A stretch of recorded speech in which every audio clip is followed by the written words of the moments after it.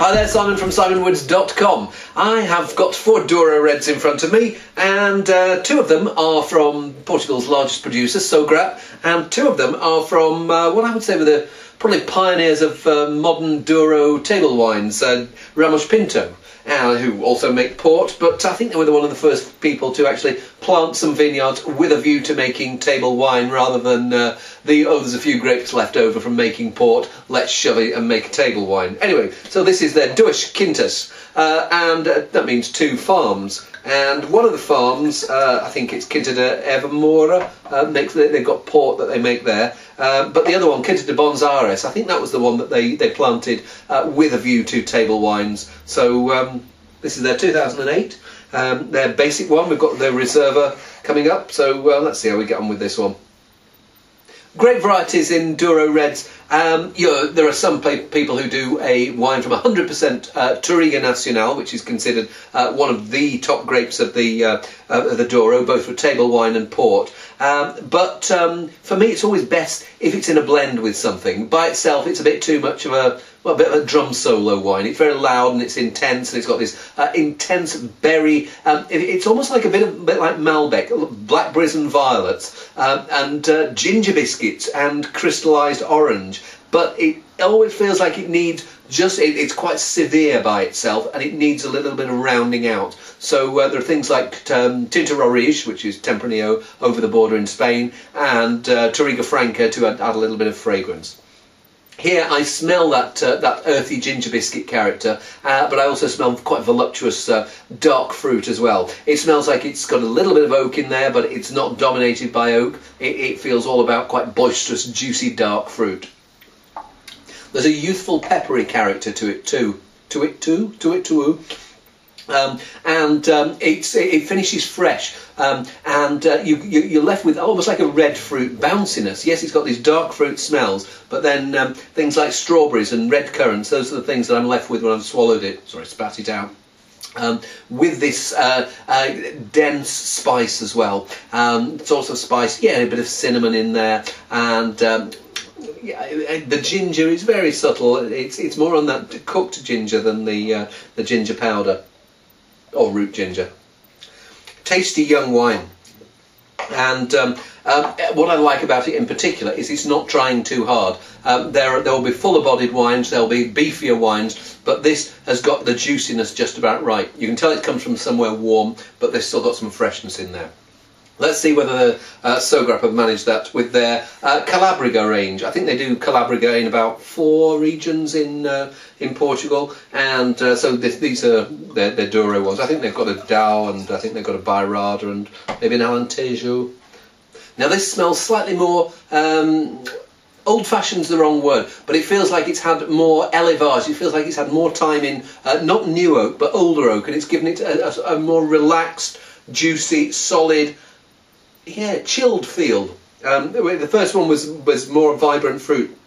This one's got this one's maybe got it's maybe wants to sink into an armchair and tell you a few stories rather than sort of bounce up and sort of hump your leg. Strange, it's got that smell of quite a mature wine, but then the fruit is really quite fresh and bouncy and vibrant, more in the whatever dogs do to your leg type of thing that I was saying about the first one. Very interesting juxtaposition of those types of flavours. This one feels like, whereas the Duas Quintas feels like that's a wine for now, this one feels like it's got a little bit more substance to it, a bit more tannin, a bit more structure, more weight of fruit, as if it's going to go on for a little bit longer, whereas the Duas Quintas, delicious now, this feels like it's got another 3 or 4 years ahead of it. Very tasty, that. Actually, I'm enjoying both of those two. Different wines. I'd have the first one, Duas Quintas, on a Wednesday night, and maybe the Calabriga on a Friday night. It's slightly more serious wine, but horses for courses. Let's see whether Ramos Pinto's 2007 Reserva is a step up, or, well, we'll see. Now this feels more, I don't know whether it's the vintage talking, it feels more in that stern, savoury mould that I was getting with the Calabriga. And it feels like, I don't know whether there's a higher proportion of Touriga Nacional here, but it feels like there's an inner sternness about it and a power. And yeah, something that really has got a bit of gravitas about it. Smells good. Yeah, and for me that orange and ginger biscuit, orange peel, a character I get in Syrah quite a lot, and the ginger biscuit, they speak to me of quite a lot of Touriga Nacional there.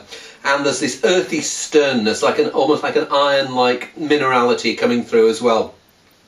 Feels like a much younger, more ambitious wine, but far dumber today. I mean, the basic Duas Quintas is sort of like going, hello, hello, here I am. And this one is just saying, I'll come along, but I'll need a few more years. Feels like a couple of years from its peak at least, and I wouldn't be surprised to see it going on quite a bit beyond there. But it's really nicely structured. There's a freshness about it, and there's this fragrance as well to keep you coming back. It's got interest in there rather than just being powerful. Tasty wine. I think it will taste even better tomorrow. We are on finally Sograp's Calabriga Douro Reserva 2007. The basic Calabriga was pretty tasty. Let's see what this one's like.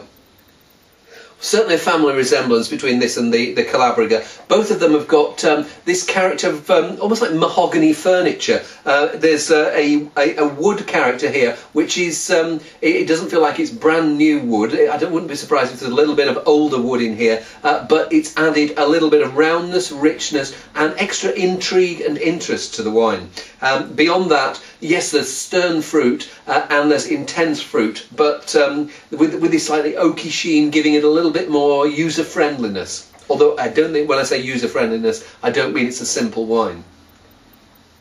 Well, I really like that. The strange thing is, compared with the basic Calabriga, this feels almost like more open and friendly right now. But it's got lovely, that oaky mahogany sheen, as I was calling it. That's adding character and plushness, and maybe just that little bit of softness to these intense fruit flavours. It's on that dark fruit spectrum again. The really dark plums and blackberries, blackcurrant. Bit of spice in there. Don't notice too much of that ginger character, but I notice a rather nice wine. It's one of those that, yes, it's got the academic side, but it's also got the esoteric and atmospheric side to it. It appeals to the head and the heart. There's this warm fleshiness, but for those who want to just like go beyond the merely touchy-feely, there's more layers going on there, and I've got a feeling that yes, it's weird. I've got a feeling that the basic Calabriga will age just as well, but this one will always be that little bit more intense, thanks to that rich friendliness. Tasty wine. Actually, 4 tasty wines. See you soon.